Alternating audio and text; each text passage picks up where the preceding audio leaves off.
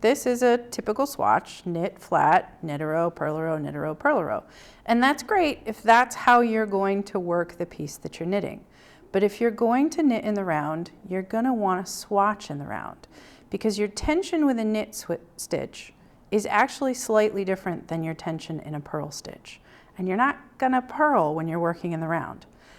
But you don't necessarily want to have to cast on 60 stitches and knit essentially a hat in order to get a swatch in the round. There's an easier way to do it.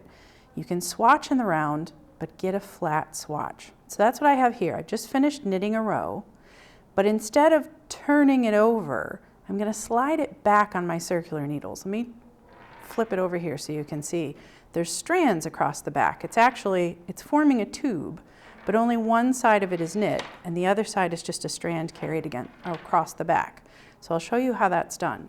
I finished knitting a row, and I'm going to slide my needle through the whole thing, and then I'm going to set myself up to knit my first stitch, and then I'm going to make sure that I've got plenty of slack across the back. So I'm going to hold my fingers up. Now you could just drop it below and hold on to it here. It depends on how you tension your work and how you hold your working yarn.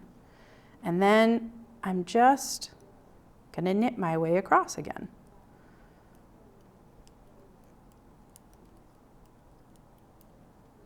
So every row is knit. There's no purl rows because you're swatching for something that you're going to work in the round. When you get to the end of the row, you just slide it back to the end, to the end of the needle. Bring your yarn across the back so it's nice and loose. So you have those nice slack strands across the back, and then knit your way across. And just knit until your swatch is the size that it needs to be and block it accordingly.